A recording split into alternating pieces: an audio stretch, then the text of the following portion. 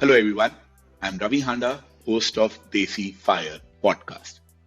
For those of you who might be joining us for the first time, on this channel, we talk about financial independence and early retirement from an Indian's perspective, so to say. And if you want to get more idea about what early retirement is like or what can you do to get financially independent, then I request you to please subscribe to this channel.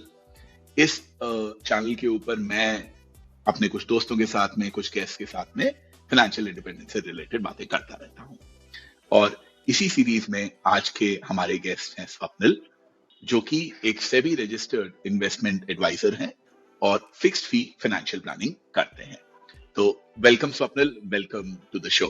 Thanks Ravi. तो स्वप्निल, मैं ज्यादा इधर उधर की बातें नहीं करूंगा। I will start with the very basics. आज के शो के अंदर मैं ब्रॉडली 3 क्वेश्चंस के आंसर चाहता हूं, हम लोग उसके डिटेल में जाएंगे।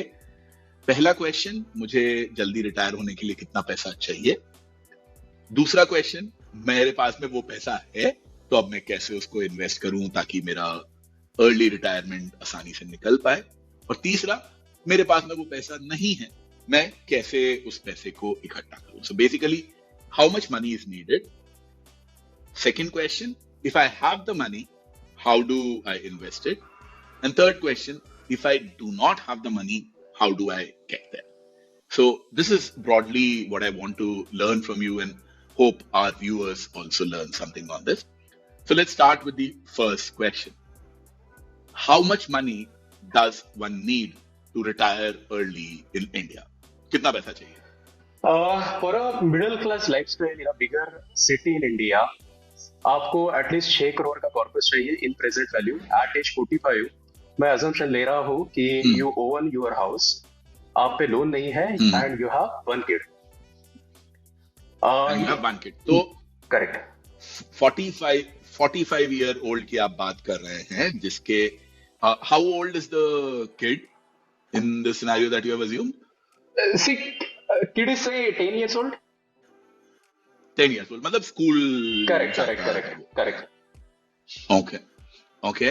और ये 45 ईयर ओल्ड है, तो आई एम श्योर पेरेंट्स की कोई रिस्पॉन्सिबिलिटी वगैरह आपने अज्यूम की है इसके अंदर? नहीं, मैंने सिंपल ये अजम्पशन लिया है कि एनुअल एक्सपेंसेस 12 लाख के होंगे और मैंने 60 लाख रुपए हायर एजुकेशन और मैरिज किड के लिए साइड में निकाल के रखे। Okay, let's me just start with the basics again. Okay. How old is this person?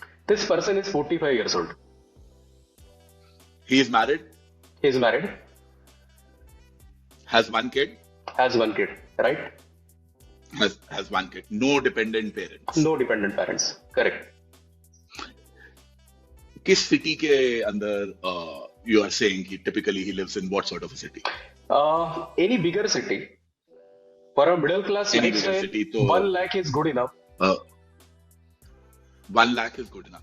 1 lakh के अंदर आप स्कूल की फीस, ट्यूशन, सब ग्रोसरी, करेक्ट, मैं सब इंक्लूड कर रहा हूँ। मैंने सिर्फ हायर एजुकेशन और मैरिज के लिए मैंने अलग से कॉर्पस निकाल के रखा है।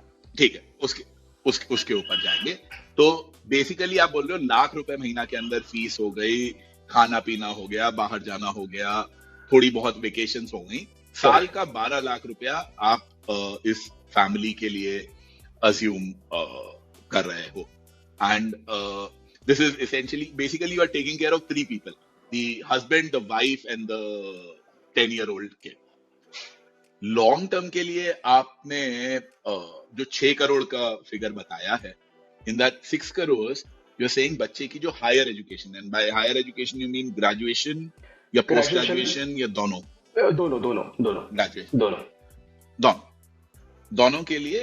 तो उसके लिए आपने 10% ऑफ द अमाउंट, जैसे कि 6 करोड़ जो अमाउंट बोला, उसमें से 10% और 60 lakh rupees is accounted for the kid कि भैया तेरे कॉलेज जाने का ये खर्चा हो गया, पोस्ट कॉलेज का ये खर्चा। ओके, तो 6 करोड़ में से 60 लाख मेरे को समझ में आ गया। आपने मैरिज के लिए कोई और इसमें से एक अलग पीस निकाल के रखा है? नहीं, मैंने 60 लाख रुपए हायर एजुकेशन और मैरिज के लिए साइड में निकाल के रखा है। और ओके, कंबाइंड है। करेक्ट करेक्ट, ये और कंबाइंड है, ये कंबाइंड है। अंडरस्टूड। और जो बाकी 5.4 करोड़ है वो आपने अपने रेगुलर एक्सपेंसेस के लिए रखा है। करेक्ट करेक्ट करेक्ट, मैंने यहाँ पे लाइफ एक्सपेक्टेंसी 90 पकड़ी है, तो ईयर से हम्म रिटायरमेंट 45 ईयर्स होगी। तो 45 ईयर्स के हम्म हिसाब से 12 लाख साल का कॉर्पस, मैं ये अजम्पशन ले रहा हूँ कि हम्म पोस्ट टैक्स रिटर्न उतना ही आएगा जितना ये इंसान एक्चुअल इन्फ्लेशन फेस करेगा। इन विच केस कॉर्पस चाहिए होगा annual expense multiplied by years in retirement. So 12 lakh multiplied by 45, उसके हिसाब से 5.4 करोड़ का कॉर्पस होता है, और प्लस 60 लाख रुपए हायर एजुकेशन मैरिज के लिए मैंने साइड में निकाल के रखा है। And I want to Fair. talk a bit about this zero real return assumption, क्योंकि मेजोरिटी ऑफ लोग जो ये पॉडकास्ट सुनेंगे या देखेंगे वो इसको अल्ट्रा कंजर्वेटिव कंसीडर करेंगे, जो एक्चुअली अल्ट्रा कंजर्वेटिव असम्पशन नहीं है। और इसका रीजन ये है कि आप जो कन्वेंशनल तरीके से हायर कॉर्पस कैलकुलेट करते हैं या रिटायरमेंट कॉर्पस कैलकुलेट करते हैं, इसमें कुछ असम्पशंस लिए जाते हैं। तो इसमें एक असम्पशन तो ये है कि ये जो इन्वेस्टर है ये परफेक्ट बिहेव करेगा।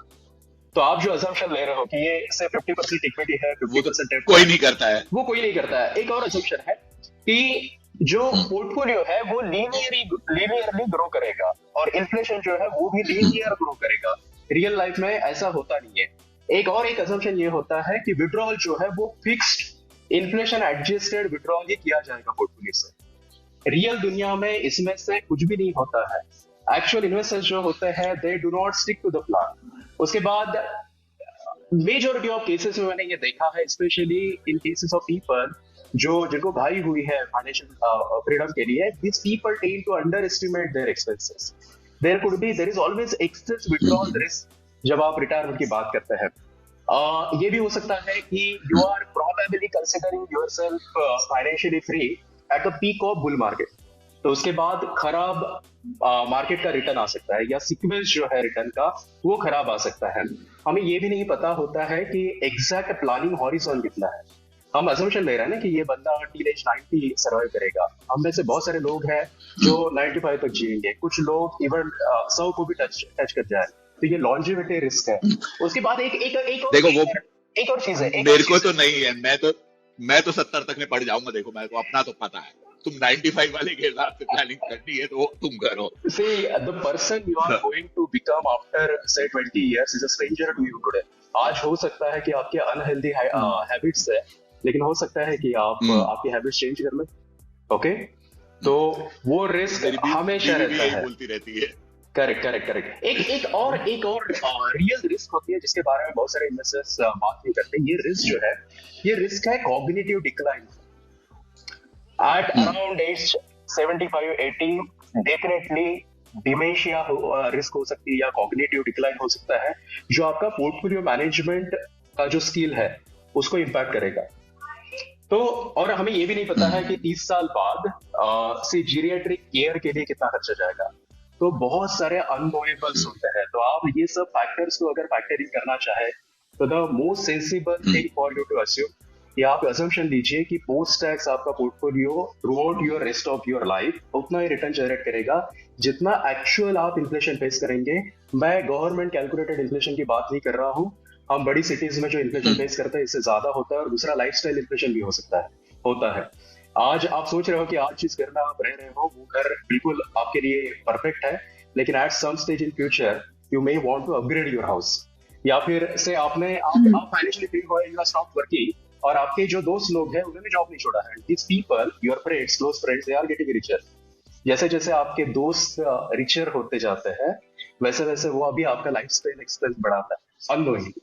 Swapnil, please correct me if I am wrong. If I have to summarize what you're saying, तुम ये बोलना चाह रहे हो कि जितना भी पैसा लाइफ में मैं खर्चा करने वाला हूँ, चाहे या तो मैं खाने पीने पे करूं, या मैं अपने बच्चे की एजुकेशन पे करूं, या मैं ट्रैवल पे करूं, या मैं लैपटॉप खरीदने पे करूं, बिजली का बिल देने पे करूं, जो भी खर्चा मुझे लगता है मैं लाइफ लॉन्ग करने वाला हूं, उतना पैसा मेरे पास में आज होना चाहिए। करेक्ट। मैं ये उम्मीद नहीं रखूं कि यार मैं मार्केट से X% कमा लूंगा, इतने टाइम तक मेरा पैसा रिटर्न रहेगा, तो फिर मैं उसके रिटर्न से अपनी लाइफस्टाइल को बेटर कर लूंगा, और I can I should not bank on any real returns, मैं 0% रियल रिटर्न मान के चलो। तो I do agree with some part of it, to be really honest, because ये जो फ्रेंड्स की वजह से लाइफस्टाइल इन्फ्लेशन की बात होती है, that is something that I have personally felt, I will not deny it. क्योंकि एक तो people keep on getting richer and it's the same circle, तुम्हारी यारी दोस्ती तो वही रहती है, अब वो लोग कहाँ घूमने जा रहे हो और तुम कहाँ घूमने जा रहे हो, so that thing comes into the picture. I have personally felt that, so I'm not denying that. However, मेरा जो पॉइंट ऑफ कंटेंशन है in this scheme of yours, which is coming from the elderly people that elderly तो बोलना शायद गलत होगा, let's say slightly senior people that I have spoken to.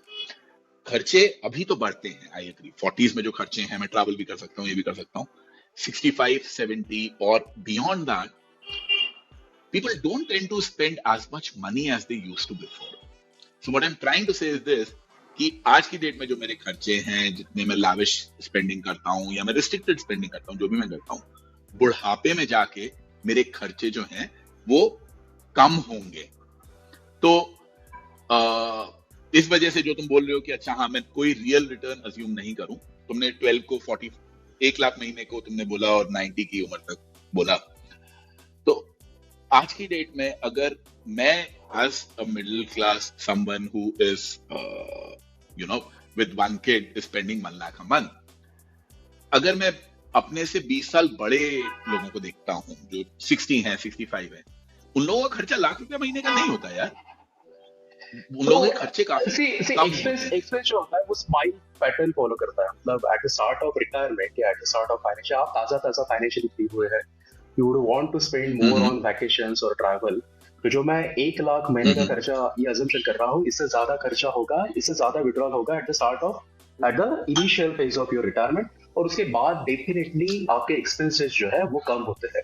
से eight as 65 आप फिजिकली इतने कैपेबल नहीं रहेंगे, आपका उतना इंटरेस्ट भी नहीं रहेगा ट्रैवल करने के लिए। तो आज मैं बिल्कुल एग्री कर रहा हूँ कि जो स्पेंडिंग पैटर्न होता है रिटायरमेंट में, ये स्माइल पैटर्न फॉलो करता है।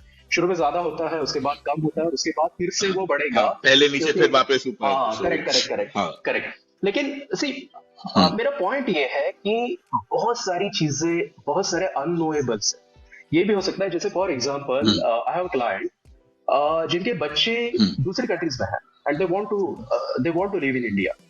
तो अगर ये इनके 2 बच्चे हैं, ये अगर साल में एक बार दोनों को अगर विजिट करना चाहे, एक ऑस्ट्रेलिया में है एक यूएस में है, तो उनका ट्रैवल का ही एक्सपेंस कितना हो जाएगा।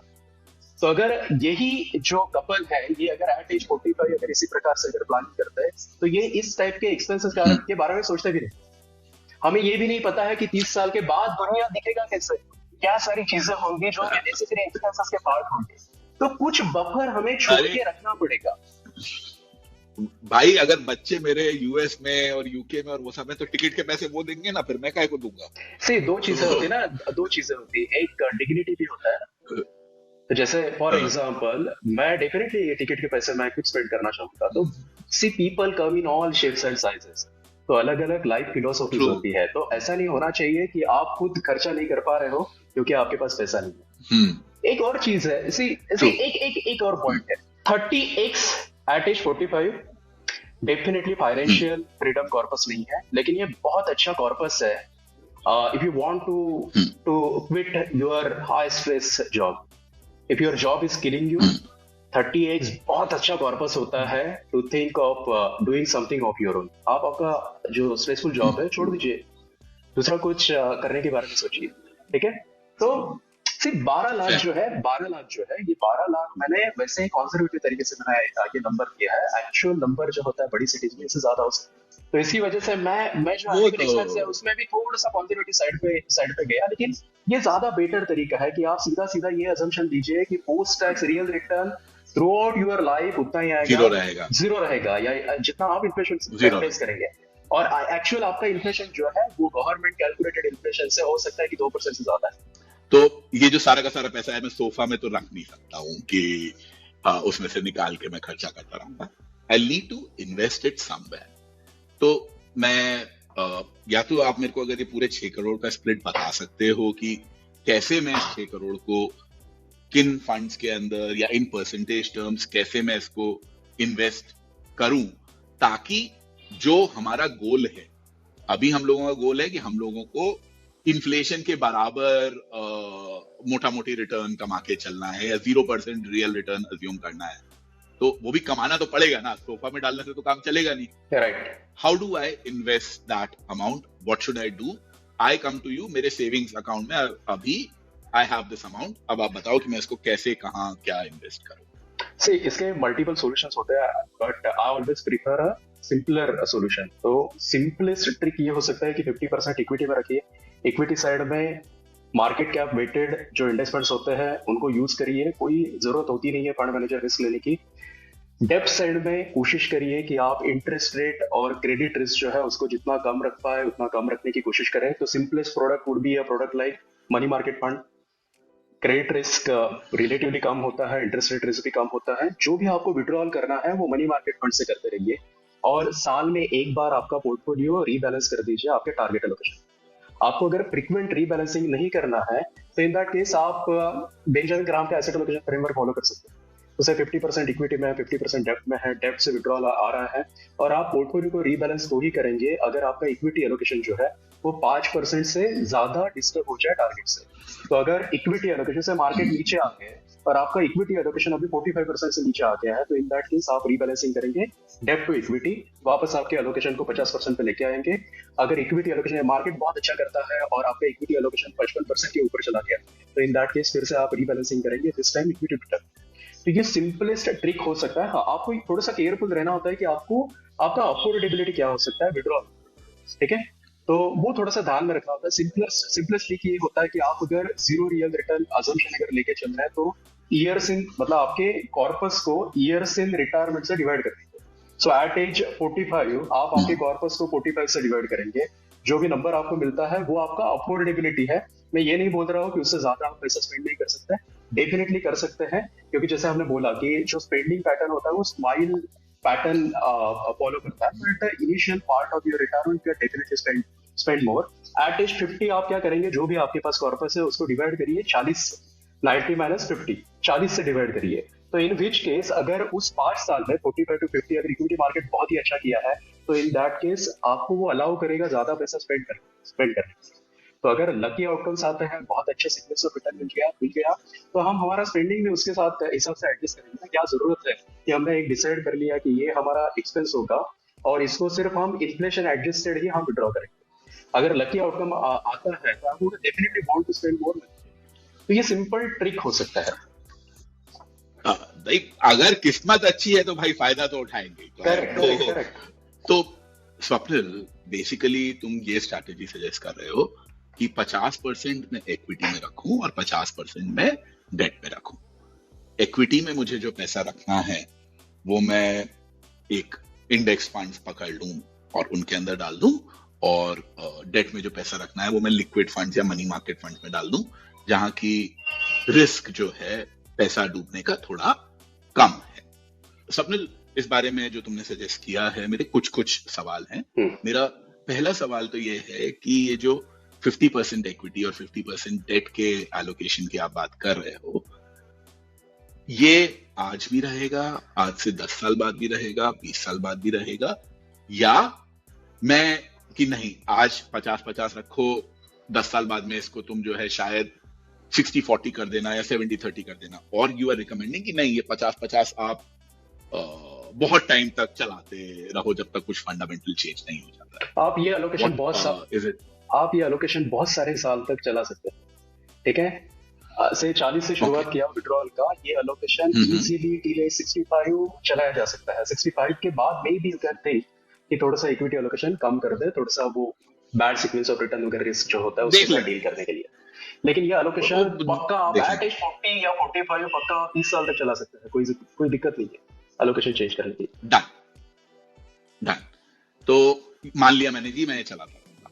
मेरा दूसरा सवाल आपसे इस एलोकेशन के बारे में ये है कि 50-50 क्यों?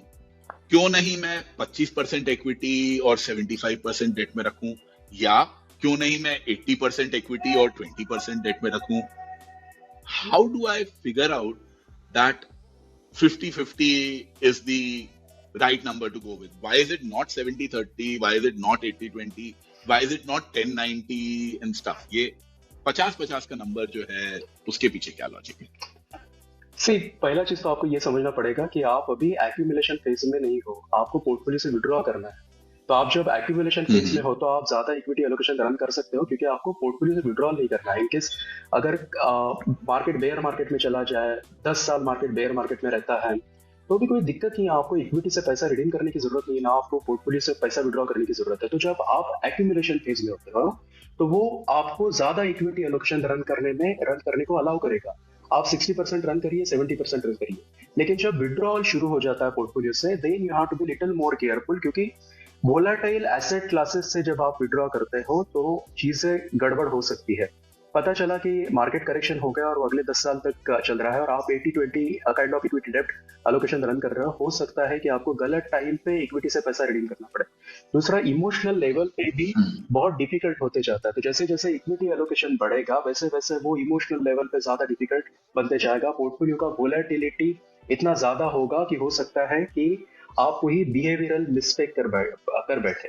अभी पोर्टफोलियो में जैसे जैसे आप डेप्ट इंट्रोड्यूस करते जाएंगे वैसे वैसे ओवरऑल जो वोलेटिलिटी है पोर्टफोलियो का वो कम होते जाएगा, और एट 50-50 वो एक डिसेंट लेवल पे आ जाता है जो इमोशनल लेवल पे हम हैंडल कर सकते हैं। और आप अगर बाकी ये जो स्टडीज वगैरह की जाती है पास्ट डेटा चेक करके, वो स्टडीज तो हमें ये बोलते हैं कि आपका जितना ज्यादा इक्विटी एलोकेशन होगा वो उतना ज्यादा आपको पोर्टफोलियो को लाइफ देगा। तो 25% इक्विटी एलोकेशन से ज्यादा लंबा पोर्टफोलियो का लाइफ होगा एट 40%, 40% से ज्यादा होगा 50%। तो ये थोड़ा सा बैलेंसिंग ऐड करने की कोशिश कर रहा है। एक चीज आपको हमेशा ध्यान में रखना पड़ेगा कि इन्वेस्टिंग जो होता है या मनी मैनेजमेंट जो होता है ये कोई एग्जैक्ट साइंस नहीं है। तो यहाँ पे कुछ आर्बिट्ररी डिसीजंस आपको लेने होते हैं। आपका एसेट एलोकेशन जो है वो आपके कंफर्ट के हिसाब से आप डिसाइड करते हो। तो 50-50% मैंने बोला है, इसका मतलब ये नहीं होता है कि कोई ऐसा investor who has financial freedom corpus at say age 45, लेकिन इस बंदे ने कभी इक्विटी में इन्वेस्ट ही नहीं करा, तो इसको हम डायरेक्ट 50% पे लेके नहीं जा सकते। ओके, क्योंकि eight the start of your investment journey market risk से बड़ा रिस्क होता है बिहेवियरल रिस्क। लोग गलत टाइम पे पैनिक करते हैं, तो आपको स्टेज वाइज भी लेके जाना पड़ेगा। ये तो एक ह्यूरिस्टिक की हम बात कर रहे हैं या कुछ रूल ऑफ थंब की हम बात कर रहे हैं। ये ह्यूरिस्टिक जो होता है आपको वो आपके पर्टिकुलर कॉन्टेक्स्ट में यूज करना हो, तो उसमें फिर इन्वेस्टर कौन है, उसका एक्सपीरियंस कितना है, उसका मेकअप क्या है। कुछ इन्वेस्टर्स होते हैं ज्यादा डरते हैं इक्विटी से, कुछ डेयर डेविल इन्वेस्टर्स होते हैं उनको कुछ फर्क नहीं पड़ता इक्विटी कितना भी ऊपर नीचे जाए। कुछ ऐसे इन्वेस्टर्स होते हैं कि स्पेशली जब इक्विटी मार्केट नीचे जाना शुरू करता है बहुत ज्यादा न्यूज ट्रैक करते हैं, ऑलमोस्ट हर दिन बैठ के वो पोर्टफोलियो को चेक करते रहेंगे, और ऐसे इन्वेस्टर्स हो सकता है कि जल्दी पैनिक कर जाए। तो ये थोड़ा सा हम बैलेंसिंग एक्ट करने की कोशिश कर रहे हैं। आप यहाँ पे ऐसा कोई साइंटिफिक ऐसा कुछ ये नहीं, and there is nothing scientific about money management. At the end of the day आपको कुछ arbitrary decisions लेने। Fair. Then my next question to you is again with respect to ये जो asset allocation है कि हम लोग 50-50 पे stick करें।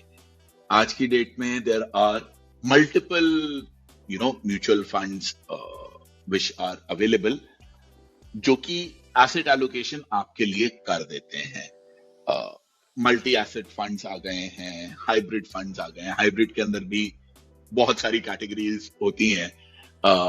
ये जो एसेट एलोकेशन की मैंने अपने ऊपर जिम्मेदारी ले ली 50-50 की, इसकी बजाय क्यों नहीं मैं किसी म्यूचुअल फंड को दे दूं।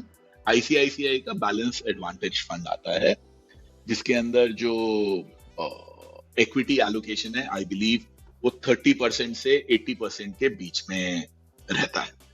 जस्ट एक रैंडम एग्जांपल ले रहा हूं, तो वो उसके अंदर क्या होता है, वो लोग खुद ही डिसाइड करते रखते हैं कि हम लोगों को 30% रखना है, 40% रखना है, या 60% रखना है, या 80% रखना है। Instead of me taking this decision of 50-50, why not give this asset allocation decision to someone else who knows more about the markets, who understands the markets much better than I do. What do you think about that as an idea कि भैया ये 6 करोड़ है या जो भी amount था, वो सारा का सारा मैंने 50-50 करके लिक्विड और इक्विटी में डालने की बजाय वो सारा का सारा मैंने किसी एक फंड को दे दिया जो कि एसेट एलोकेशन वगैरह टेक केयर करता है. What's wrong with that idea? See, balanced fund जो होता है वहां पे इक्विटी और डेब्ट को आपने मिक्स कर दिया. इक्विटी की वजह से ये प्रोडक्ट का जो रिटर्न प्रोफाइल होगा होगा वो वोलेटाइल होगा. तो जो वोलेटाइल रिटर्न प्रोफाइल वाले प्रोडक्ट्स होते हैं उनमें एसआईपी जिस रीजन की वजह से वर्क करती है एग्जैक्टली उसी रीजन की वजह से एसडब्ल्यूपी वर्क नहीं करेगी. एसडब्ल्यू आपके अगेंस्ट जाएगी. एसआईपी आप जब करते हो तो मंथली आप इन्वेस्टमेंट कर रहे हो, मार्केट नीचे आ गए, लोअर मतलब उसी पैसे में ज्यादा यूनिट्स आपके लिए परचेस होंगे, मार्केट ऊपर चला गया उसी पैसे में कम यूनिट्स आपके लिए परचेस होंगे. लेकिन जब आप सिस्टमेटिक विड्रॉल करेंगे इस टाइप के वोलेटाइल प्रोडक्ट से, जब मार्केट जब नीचे आएगा तो आप ज्यादा यूनिट्स सेल कर पाएंगे, जब मार्केट ऊपर जाएगा आप कम यूनिट्स सेल करेंगे. तो जो विड्रॉल होता है आप किसी भी वोलेटाइल प्रोडक्ट से विड्रॉ नहीं करते हो. विड्रॉल के लिए आपको नॉन वोलेटाइल प्रोडक्ट चाहिए, अदरवाइज अगर खराब सीक्वेंस आ गया रिटर्न का तो फिर वो प्रॉब्लम क्रिएट करेगा. तो इसकी वजह से हम अवॉइड करते हैं कि ऐसे किसी भी प्रोडक्ट से विड्रॉ करना जो वोलेटाइल. और इक्विटी जब भी आप ऐड कर देंगे किसी प्रोडक्ट में वो उस प्रोडक्ट को वोलेटाइल करेंगे. तो ये reason. Fair. So my argument in this is कि जहां पे बात आती है let's say index funds versus active funds की कि भैया इक्विटी में किस में पैसा डालना है, तो वहां पे मैं मान रहा हूं आपकी बात कि इंडेक्स में डालेंगे क्योंकि जो दूसरा फंड मैनेजर है कितना भी अच्छा हो कितना भी बुरा हो पता नहीं क्या होगा, 30 साल तक तो हो सकता है वो जिंदा नहीं रहे या कोई और मैनेजमेंट आ जाए. I understand that point of view, but that is because वहां पे एक मेरे को ऐसा इंडेक्स वाला प्रोडक्ट अवेलेबल है which is mathematical in nature and which is passive in nature. That is available to me. इसलिए मेरे को active fund लेने के लिए कोई बहुत ज्यादा जरूरत नहीं है because this is there. But जहां पे बात asset allocation की आ रही है वहां पे ये जो 50-50 वाले से मेरा मान लो मैं 50-50 फॉलो कर रहा हूं. My entire point is कि वो आदमी as a fund manager he might not be able to beat the index. I understand that. But he can beat my asset allocation. मेरी रीबैलेंसिंग को तो वो बीट कर ही देगा ना भाई. मैं कोई हीरो थोड़ी हूं. इंडेक्स हीरो है मैं मान लिया, इसलिए वो कोई भी इक्विटी फंड लॉन्ग टर्म में शायद नहीं बीट कर पाए, मानता हूं.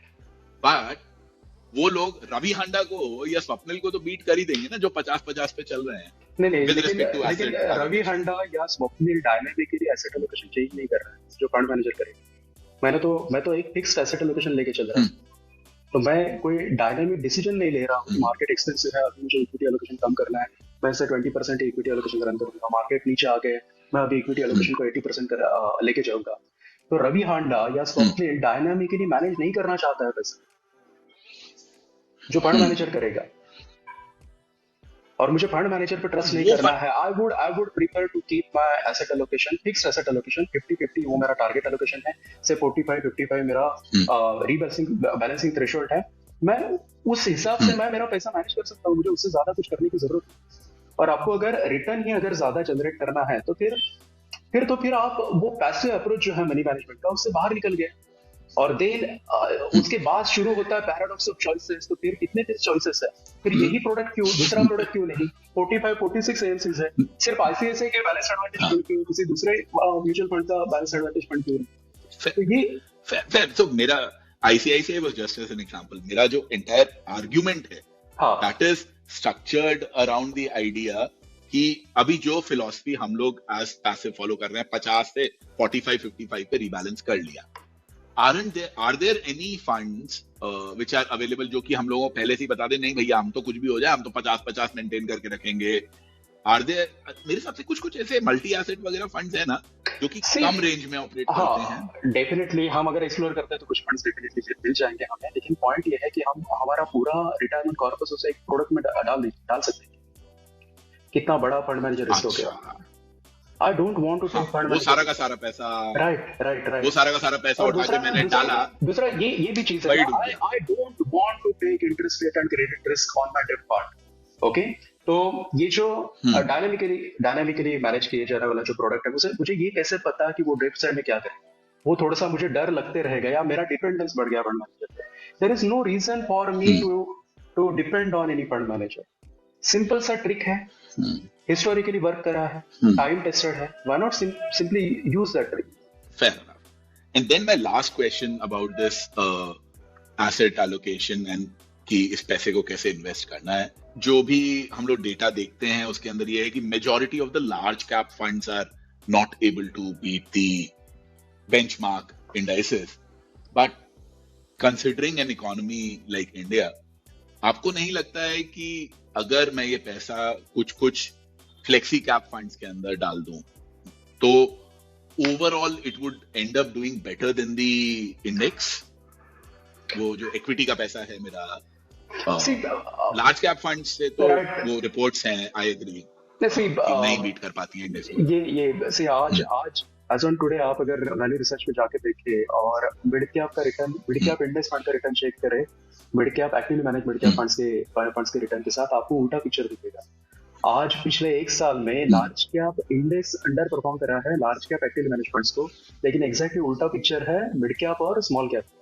आप जाके चेक कर सकते हैं. तो ये जो इस टाइप के स्टेटमेंट्स दिए जाते हैं कि लार्ज कैप में फंड मैनेजर्स बीट नहीं कर पाते लेकिन स्मॉल कैप मिड कैप में कर पाते हैं, इसका एक रीजन है. आपको एक समझना पड़ेगा कि लार्ज कैप फंड होता क्या है. उसको 80% पैसा ही लार्ज कैप में रखना है, तो उसका बचा हुआ 20% पैसा जो है वो लार्ज कैप के बाहर रख सकता है. तो अगर ऐसा कोई पीरियड है जहां पे मिड कैप और स्मॉल कैप में सिग्निफिकेंटली ज्यादा स्ट्रॉन्ग बुल मार्केट चला कंपेयर टू लार्ज कैप, तो ये जो बचा हुआ जो 10-15-20% का जो पोर्टफोलियो उसका large small cap mid cap में है, वो उसको हेल्प करेगा लार्ज कैप इंडेक्स को बीट करने के लिए. और एग्जैक्टली इसी रीजन की वजह से अगर बहुत powerful mid cap small cap में अगर बुल मार्केट चल गया तो mid cap small cap fund में फंड मैनेजर को बस 65% ही पैसा मिड कैप या स्मॉल कैप में रखना है.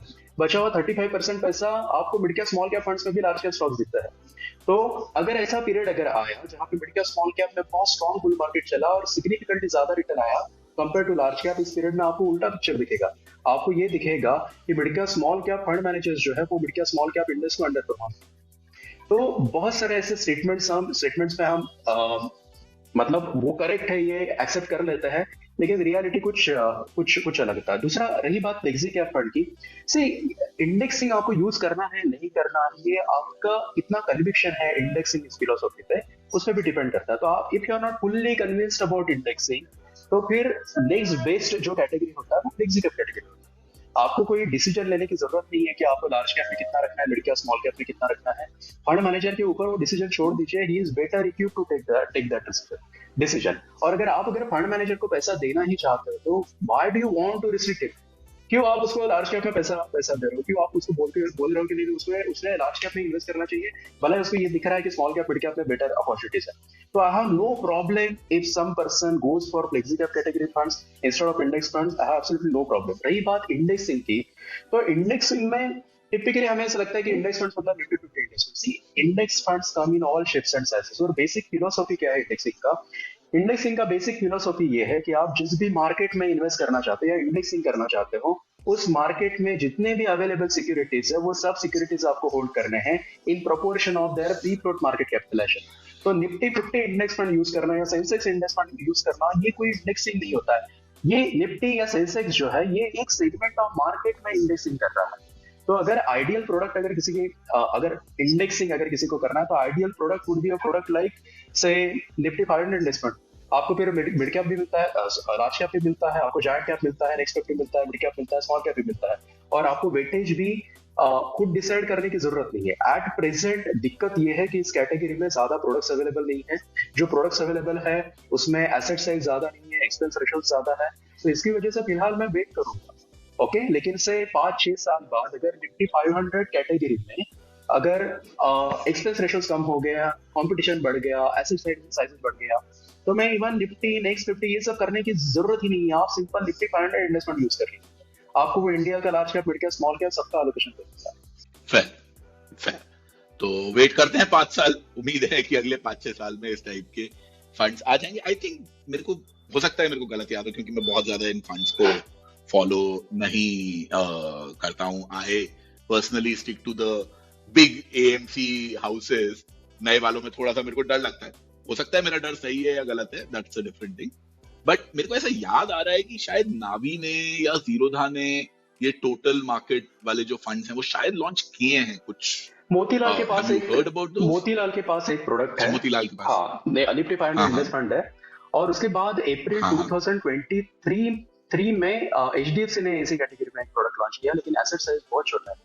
तो इस टाइप के उतने एसेट साइज पे okay. It doesn't give any comfort कि आप उस टाइप के प्रोडक्ट में इन्वेस्ट करें। और एक्सपेंस रेशियोज भी ज्यादा है, तो एक्सपेंस रेशियो ज्यादा मतलब से निफ्टी 500 इंडेक्स फंड में लगभग 80% तो निफ्टी नेक्स्ट 50 रहना है। तो अगर आप एक्सपेंस रेशियो अगर 0.37% का है, तो आपको निफ्टी 50 में भी आपको वही एक्सपेंस पे करना है, नेक्स्ट 50 में भी वही एक्सपेंस पे करना है, जबकि निफ्टी 50 सिग्निफिकेंटली लोअर एक्सपेंस पे अवेलेबल है, या नेक्स्ट 50 भी 0.3 एक्सपेंस पे अवेलेबल। तो इसकी वजह से फिलहाल मैं वो यूज नहीं करना चाहता राइट नाउ। मैं निफ्टी नेक्स्ट 50 का कॉम्बिनेशन यूज करता हूँ क्लाइंट्स के पोर्टफोलियोज में। कुछ क्लाइंट्स को जिनको मिड कैप का एलोकेशन चाहिए, उन केसेस में मैं मिड कैप 150 इंडेक्स ऐड करता हूँ। तो typically Nifty next 50 mid cap 150 ये मेरे क्लाइंट्स के पोर्टफोलियोज में टिपिकली होता है। और कुछ केसेस में निफ्टी और नेक्स्ट 50। मेरा पर्सनल प्रेफरेंस जो है वो निफ्टी नेक्स्ट 50 है।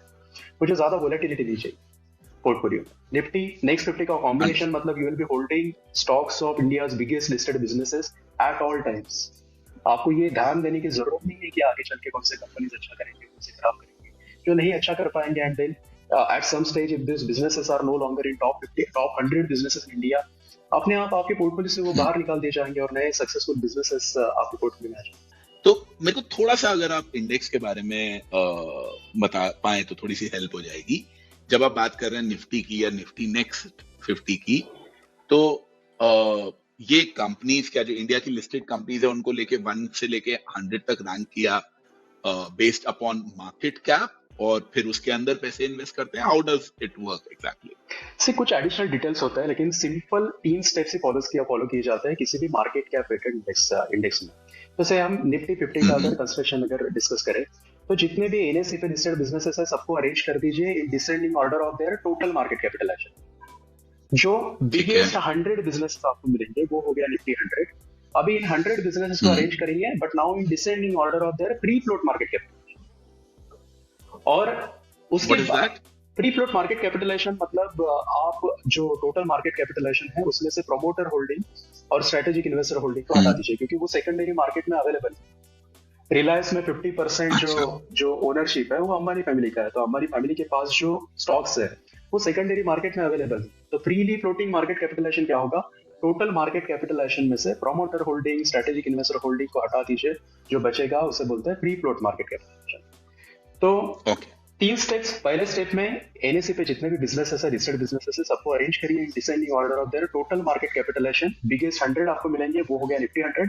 सेकंड स्टेप में अभी इन 100 बिजनेसेस को अरेंज करिए in descending order of their free float market capitalization. जो बिगेस्ट 50 आपको मिलेंगे वो हो गया निफ्टी 50, बचे हुए 50 को निफ्टी नेक्स्ट 50 बोला जाता है। और इन 50 बिजनेसेस में जो वेटेज रहेगा वो weightage based on free float market capitalization रहेगा। तो से अगर एचडीएफसी बैंक का अगर फ्री फ्लोट मार्केट कैपिटलाइजेशन अगर से 10 है और total free float market capitalization in 50 companies का अगर 100 है, तो फिर एचडीएफसी बैंक का वेटेज जो है इंडेक्स में वो 10%। अंडरस्टूड। तो ये मतलब ऐसा हो सकता है कि कोई कंपनी है उसका मार्केट कैप तो बहुत बड़ा है बट फ्री फ्लोट कम है। हाँ, बिल्कुल हो सकता है। उसका इंडेक्स में उसका जो पोर्शन रहेगा वो कम रहेगा। करेक्ट वेटेज उसका। करेक्ट। अच्छा, तो और मान लो that right now I am company number 52 on the list of 100, तो मैं तो निफ्टी नेक्स्ट 50 में आऊंगा, राइट। और हफ्ते भर बाद मेरा स्टॉक 10% बढ़ गया। एक हफ्ते क्या, एक दिन में भी कई बार बढ़ जाता है। तो ये चेंज कब होता है? क्या ये रोज चेंज होते हैं या कोई इसके ऊपर 3 महीने, मतलब मैंने न्यूज पढ़ी है कि अच्छा हाँ ये स्टॉक था पहले इंडेक्स में था, अब वो इंडेक्स से हट गया या वो इंडेक्स में इंक्लूड किया जा रहा है। How often does this churn happen? ये साल में 2 बार किया जाता है, एक मार्च में करता है, दूसरा सितंबर में करता है, बेस्ड ऑन 6 महीने का average data till January and till July. और किसी भी एक कैलेंडर ईयर में अगर हम निफ्टी की बात करें तो मैक्सिमम 5 स्टॉक्स ही रिप्लेस किए जाए। और किसी निफ्टी के बाहर के किसी स्टॉक को अगर अंदर आना है तो निफ्टी में जो लोएस्ट मतलब जो स्मॉलेस्ट कंपोनेंट है वेटेज के हिसाब से, उसका जो average free float market capitalization है 6 महीने का, ये बाहर वाला जो कंपनी है उसका average free float market capitalization should be at least 1.5 times the average free float market capitalization of the smallest component in Nifty index. तो इस टाइप के कुछ अच्छा, एडिशनल, तभी वो घुस पाएगा। Correct correct correct. तो ये हाँ, वो फ्रीक्वेंटली नहीं डेढ़ होता है, गुना। ऑनगोइंग बेसिस पे नहीं किया जाता है। हाँ, मतलब ऐसा नहीं है कि आज 10% बढ़ गया तो अरे तुम अब निफ्टी 50 में आ हाँ, गया, तुम्हारा प्रमोशन हो गया और करेक्ट करेक्ट क्या, करेक्ट करेक्ट। ठीक है जी। एक और जो मेरे को ये निफ्टी 50 के बारे में सवाल था एज एन इंडेक्स, मैंने कई बार ये देखा है कि अ, जैसे किसी एक एचडीएफसी का मैंने निफ्टी 50 इंडेक्स फंड लिया, या मैंने आईसीआईसीआई का निफ्टी इंडेक्स फंड लिया, या मैंने यूटीआई का निफ्टी 50 इंडेक्स फंड लिया, कई बार उनकी परफॉर्मेंस में भी थोड़ा बहुत फर्क नजर आता है। कैन यू एक्सप्लेन कि वो क्यों होता है, या उसके लिए हमें सोचना भी चाहिए, या इतना कम है फर्क कि we shouldn't bother about it? See, Why does ideally, that happen, or why right, should we see, bother? सब index fund same portfolios run कर रहे हैं तो आइडियली रिटर्न सेम आना चाहिए। लेकिन अगर कोई Correct. एक इंडेक्स फंड अगर दूसरे इंडेक्स फंड से अगर एक्सपेंस ज्यादा चार्ज कर रहा है, तो आप अगर से फ्रैंकलिन का अगर निफ्टी इंडेक्स फंड का एक्सपेंस रेशियो चेक करें तो शायद वो 0.5-0.6% के आसपास होगा। तो डेफिनेटली फ्रैंकलिन का निफ्टी इंडेक्स फंड किसी से आईसीआईसीआई प्रूडेंशियल के निफ्टी इंडेक्स फंड से अंडर परफॉर्म करेगा, जहां पे एक्सपेंस रेशियो 0.17% है। तो एक फैक्टर हो गया, ये एक फैक्टर हो गया। और दूसरा होता है ट्रैकिंग डिफरेंस। तो वो डिपेंड करता है कि फंड मैनेजर का स्किल कितना है, क्योंकि एग्जैक्ट उसको निफ्टी को ट्रैक करना है वो इतना भी आसान होता नहीं है। तो आप अगर एग्जैक्ट अगर उसको ट्रैक नहीं कर पाते हो, कुछ गड़बड़ होती है, कुछ हो सकता है कि कुछ कैश मेंटेन किया जा रहा है पोर्टफोलियो में रिडम्पशंस वगैरह हैंडल करने के लिए, तो उसकी वजह से निफ्टी टोटल रिटर्न इंडेक्स जो है उसका रिटर्न और किसी निफ्टी इंडेक्स फंड के रिटर्न में आपको कुछ डिफरेंस दिखेगा। अगर कुछ केसेस में आपको ये भी दिख सकता है कि जैसे specially mid cap small cap index funds में आप आज जाके आज अगर रिटर्न्स अगर देखें तो निफ्टी 150 जो मिड कैप इंडेक्स का रिटर्न है, टोटल रिटर्न इंडेक्स जो है, उससे ज्यादा इंडेक्स फंड्स के रिटर्न आते हैं। तो ये clear case of tracking difference, अच्छा, ये ट्रैकिंग डिफरेंस की वजह से आता है। फंड मैनेजर एग्जैक्ट वो ट्रैक नहीं कर पा रहा है, विच इज फाइन। तो see if you are a passive investor, तो बहुत एकदम हेयर स्प्लिटिंग में जाने की जरूरत नहीं होती है। किसी बड़े एएमसी का इन्वेस्टमेंट चूज करिए जहां पे एसेट साइज जो है वो सिग्निफिकेंट है और एक्सपेंस रेशियो जो है वो रिलेटिवली कम। तो अगर निफ्टी इंडेक्स फंड आप अगर एचडीएफसी का यूज करिए, आईसीआईसीआई का यूज करिए, बहुत ज्यादा फर्क नहीं पड़ता। तो ये जो आप बात कर रहे हो कि सिग्निफिकेंट है और एक्सपेंस रेशियो कम होना चाहिए, एनी लेट्स से मेरे को निफ्टी नेक्स्ट 50 का फंड देखना है, that is what my goal is, तो व्हाट डू यू थिंक कि अच्छा हाँ उसका एसेट साइज होना चाहिए, कम से कम इतना तो हो, और expense ratio 1.5 expense ratio is okay, या 0.2 expense ratio is okay? What is the sort of expense ratio I should be looking at, let's say for a Nifty Next 50 fund? Nifty next 50 में expense ratio ज्यादा होता है Nifty index के comparison में। Nifty next 50 अगर इसीलिए पूछा, correct Nifty 50 correct के तो मेरे को आइडिया है, करेक्ट नेक्स्ट 50 के करेक्ट। मैंने देखा कईयों के मेरे को 0.3 भी नजर आए, 0.5 भी नजर आए, that's why I was confused, that's why I wanted to ask this. 0.3 is a fair expense ratio to pay in a next 50 0.3 expense पे मेजॉरिटी ऑफ बड़े एमसीज में next 50 index funds products available है, तो उससे ज्यादा पे करना क्यों जाओ। Okay, so 0.3, 0.4, let's say would be, और asset size से क्या फर्क पड़ता है? जैसे एसेट साइज से दो चीजें हैं कि सपोज किसी फंड में से 50 करोड़ के एसेट्स है, ओके, इंडेक्स फंड में ये लोग ज्यादा एक्सपेंस भी चार्ज नहीं कर रहे हैं, तो ये लॉस मेकिंग बिजनेस है ना इस एमसी में, राइट। तो ये भी हो सकता है कि आज जो एक्सपेंस रेशियोस कम रख रहे हैं, एसेट्स थोड़ा सा गैदर कर लेंगे और उसके बाद एक्सपेंस रेशियोस बढ़ा देंगे। ये हो चुका है, ये हो सकता है आगे चल के भी हो। दूसरा एक और चीज होती है कि एसेट साइज अगर कम है तो थोड़ा सा ट्रैकिंग डिफरेंस ज्यादा होने का भी प्रोबेबिलिटी बढ़ता है, क्योंकि से एक बहुत ही छोटा कंपोनेंट है आपके इंडेक्स पोर्टफोलियो में, वो अगर आपको डिविडेंड पे कर रहा है तो वो डिविडेंड पूरे सभी जो कंपोनेंट्स है, मतलब उस पर्टिकुलर इंडेक्स में जितने भी कंपोनेंट्स है उसमें री इन्वेस्ट करते आना चाहिए। एसेट साइज इतना छोटा है कि किसी छोटे कंपनी ने डिविडेंड पे किया और वो री इन्वेस्ट नहीं हो पा रहा है सभी कंपनीज में, तो उसकी वजह से थोड़ा सा एसेट साइज मायने रखता है, बिगर द बेटर। तो Swapnil, about the asset sizes, what do you think is a good enough asset size for, let's say, a Nifty Next 50 as well as for a Nifty 50 fund? See, 1000 crore के ऊपर अगर asset size है, that is good enough for whether आप Nifty 50 की बात करें या next 50 की बात करें। तो स्वप्निल, अभी हम लोगों ने बात करी कि कितने पैसे चाहिए, और दूसरी हम लोगों ने बात करी कि उस पैसे को कैसे इन्वेस्ट करना है।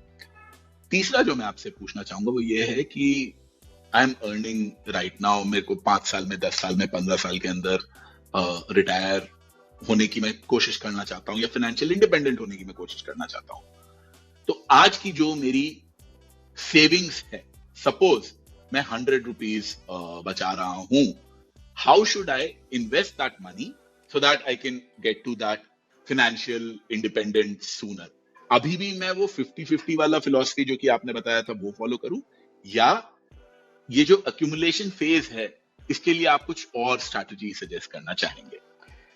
एक्यूमुलेशन फेज में 60-40 इक्विटी डेप्ट एलोकेशन हम रख सकते हैं। इक्विटी साइड में इंडेक्स फंड्स यूज करिए, डेप्ट साइड को जितना सेफ रख सकते हैं उतना सेफ रखने की कोशिश करिए।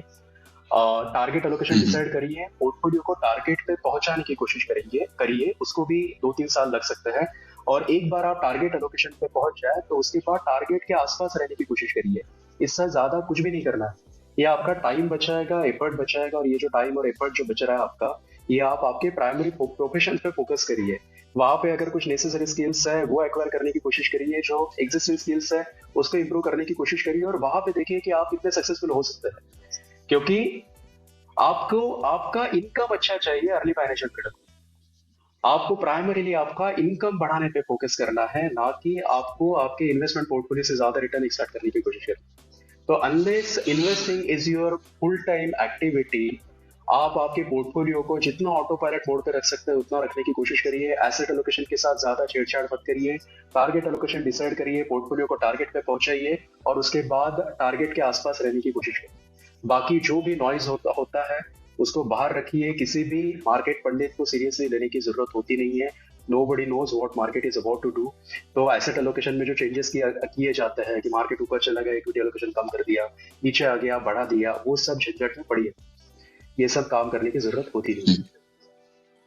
Okay, so in this particular phase that you're talking about, that is where you are recommending a 60-40, right. और बाद में 50-50। तो अभी आप मेरे को बोल रहे हो कि मैं ज्यादा रिस्क ले सकता हूँ, इसलिए मैं 60-40 कर रहा हूँ क्योंकि मैं कमा रहा हूँ, कि मुझे हाई ग्रोथ चाहिए? मतलब what is the reason for moving from 50-50 towards 60-40 in the accumulation phase? से आपका विड्रॉल शुरू नहीं है। और दूसरा, मेरे बहुत सारे क्लाइंट्स फाइनेंशियली फ्री है। I have clients who are financially free at age 32, clients who are financially free at age 40।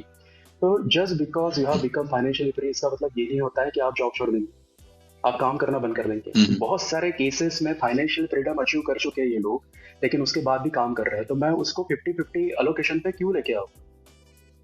Financial freedom वो अचीव कर चुके हैं, लेकिन अभी भी वो एक्यूमुलेशन फेज पे, और हो सकता है कि एक्यूमुलेशन फेज अगले 10 साल तक चले, 20 साल तक चले। इन which case financial freedom achieve करने के बाद जो आप इनकम अर्न करते हैं और जो सेविंग करते हैं, वो आपका जनरेशनल वेल्थ क्रिएशन क्रिएट करना शुरू करता है। तो अगर आप अभी भी इनकम अर्न कर रहे हो, पोर्टफोलियो से विड्रॉ नहीं चल रहा है, so you can easily go with 60-40 kind of equity debt allocation, which is the most popular equity debt allocation across the globe in accumulation phase। और वो रिलेटिवली आसान भी होता है इमोशनल लेवल पे हैंडल करना, कंपेयर टू से 75-25 या से 73। ओके। अब जब हम लोग एक्यूमुलेशन फेज के अंदर होते हैं, तब जो सपोज मैं 60-40 पकड़ के चल रहा हूं, ये जो 60 वाला पार्ट है इसके लिए मैं अभी भी इंडेक्स फंड्स ही यूज करूं, या because I am in accumulation phase मैं स्मॉल कैप फंड्स या थीमेटिक फंड्स में कोई और फंड्स यूज कर सकता हूं? आपको अगर स्मॉल कैप या मिड कैप का एलोकेशन लेना है तो भी आप इंडेक्स से ले सकते हो। तो आपको थोड़ा ज्यादा रिस्की पोर्टफोलियो रन करना है तो स्मॉल कैप इन्वेस्टमेंट ऐड कर दीजिए portfolio, mid cap investment add कर दीजिए पोर्टफोलियो। फंड मैनेजर को पैसे देने की जरूरत नहीं है। तो डिपेंड करता है कि if you are willing to take additional risk, आप if you are comfortable with that volatility, और आप अगर पैनिक नहीं करेंगे मार्केट करेक्शंस के टाइम पे, तो आई सी नो प्रॉब्लम। आपको लेना है कर सकते हो आप। तो स्वप्निल, मेरे को समझ में आया कि जो 60% इक्विटी वाला पार्ट है उसके लिए हम लोग इंडेक्स फंड्स ही यूज करें। स्मॉल कैप का करना है, मिड कैप का करना है, लार्ज कैप का करना है, वो निर्भर करता है आपकी इन्वेस्टमेंट फिलॉसफी पे, but let's stick to index funds over there. About the 40% debt allocation, वो पैसा मैं कहां डालूं? पोस्ट रिटायरमेंट वाले फेज में आपने बोला कि लिक्विड में डालो, मनी मार्केट में डालो, मेरे को चमका। बट जब मैं नौकरी कर रहा हूं तो बहुत सारा पैसा मेरा प्रोविडेंट फंड और बाकी ऐसे इंस्ट्रूमेंट्स के अंदर लगा रहता है। So how do I take care of that 40% of debt when I am earning, when I am working, मेरी नौकरी चल रही है तब, तो मैं उसको कैसे इन्वेस्ट करूं? से एक्यूमुलेशन फेज में स्पेशली आप अगर जॉब कर रहे हो तो ईपीएफ, पीपीएफ, सुकन्या समृद्धि योजना जो 3 प्रोडक्ट्स है, इससे ज्यादा पोस्ट टैक्स रिटर्न जनरेट नहीं कर पाएंगे। तो इनका ऑप्टिमम यूटिलाइजेशन करने की कोशिश करनी चाहिए, और साथ में आपको एडिशनल कुछ लिक्विडिटी के लिए कुछ एडिशनल पैसा मेंटेन करके रखना है पोर्टफोलियो में। जैसे अगर मार्केट्स अगर नीचे आ जाता है और आपको रीबैलेंसिंग करना है, तो उसके लिए आप कुछ लिक्विडिटी, एडिशनल लिक्विडिटी मेंटेन करते हैं पोर्टफोलियो में। That additional liquidity can be in arbitrage fund, it can be in money market fund, कुछ पैसा आपका एफडी में भी रख सकता है। लेकिन ईपीएफ, पीपीएफ, अगर गर्ल चाइल्ड है तो सुकन्या समृद्धि योजना बहुत ज्यादा भी पैसा हम डाल नहीं सकते हैं। सिर्फ पीपीएफ में साल का 1.5 लाख ही डाल पाएंगे, सुकन्या समृद्धि योजना में 1.5 लाख ही डाल पाएंगे। और ईपीएफ में भी एम्प्लॉयर कॉन्ट्रीब्यूशन तो ठीक है, वो टैक्स फ्री होता है, और एम्प्लॉय कॉन्ट्रीब्यूशन जो है वो 2,50,000 का ही जो कॉन्ट्रीब्यूशन है, वो जो इंटरेस्ट अर्न करेगा वो टैक्स फ्री होगा। तो बहुत ज्यादा पैसा भी इंस्ट्रूमेंट्स में डाला नहीं जा सकता। तो उसके बाद भी कुछ पैसा बचेगा हमारा डेप्ट साइड में, जो फिर may be money market fund, arbitrage fund kind of products में हम रख सकते हैं, जो एडिशनल लिक्विडिटी भी रखेगा पोर्टफोलियो में, which can be used for rebalancing. तो I think I have a fair enough idea कि अब वो 40% के अंदर मैं पीएफ को और पीपीएफ को और वो डेट इंस्ट्रूमेंट्स को मैं इंक्लूड करके चलूंगा। सो आई थिंक मेरे जो 3 बड़े क्वेश्चंस थे उनका स्वप्निल ने बहुत ही अच्छे से आंसर दे दिया है। मैं जस्ट एक बार उन तीनों क्वेश्चंस और आंसर्स को समराइज करना चाहूंगा। पहला क्वेश्चन, आपको कितना पैसा चाहिए रिटायर होने के लिए? So the suggested amount came out as 6 crore rupees with a bunch of assumptions कि 45-year-old है, कोई भी हमारे जो रिटर्न्स होंगे वो इन्फ्लेशन से एडजस्टेड ही होंगे, उससे हम बहुत ज्यादा नहीं कमा पाएंगे। डिटेल्स के लिए आप पूरा वीडियो जरूर देखिएगा। दूसरा चीज जो स्वप्निल ने हमें एक्सप्लेन किया वो ये कि अगर आप अर्ली रिटायर कर गए हो तो आप 50-50% अपना पोर्टफोलियो मेंटेन करके चलिए। 50% आप इक्विटी के अंदर रखिए, जिसके लिए आप इंडेक्स फंड्स यूज कर सकते हैं, और बाकी 50% जो है वो आप डेट में रखिए, जिसके लिए मनी मार्केट फंड्स वगैरह आप यूज कर सकते हैं। तीसरी चीज जो हमें स्वप्निल ने बताई वो ये कि अगर आप फाइनेंशियल इंडिपेंडेंस से दूर हैं तो आप आज की डेट में कैसे अपने इन्वेस्टमेंट्स करें। तो उसके लिए स्वप्निल का ये रिकमेंडेशन है कि आप 50-50 से ज्यादा रिस्क ले सकते हैं, क्योंकि आप कमा रहे हैं, आप विड्रॉल फेज में नहीं है। So instead of going with a 50-50, you can go ahead with a 60-40 sort of an allocation. So I believe इन 3 सवालों के ऊपर जो हमारा डिस्कशन हुआ उससे आप लोगों को कुछ ना कुछ सीखने को मिला होगा, कुछ समझने को मिला होगा। अगर आपको ये वीडियो अच्छा लगा तो मैं आपसे रिक्वेस्ट करूंगा कि हमारे चैनल को जरूर सब्सक्राइब करें और इस वीडियो को जरूर लाइक भी करें। तो सबसे पहले तो मैं स्वप्निल को थैंक यू बोलना चाहूंगा, उन्होंने टाइम निकाला हमारे साथ इस ऑनलाइन पॉडकास्ट में आने के लिए। थैंक यू स्वप्निल, और मैं उम्मीद करता हूं कि 25 साल बाद जब 65 के ऊपर मैं रेगुलर रिटायरमेंट वाला पॉडकास्ट करूंगा तब भी मुझे आपसे गप मारने का मौका मिले। So thank you very much for being here, and to all our viewers and listeners, thank you for sticking around to what I believe is a much longer video than what we usually do. Thanks a lot. Thank you, everyone.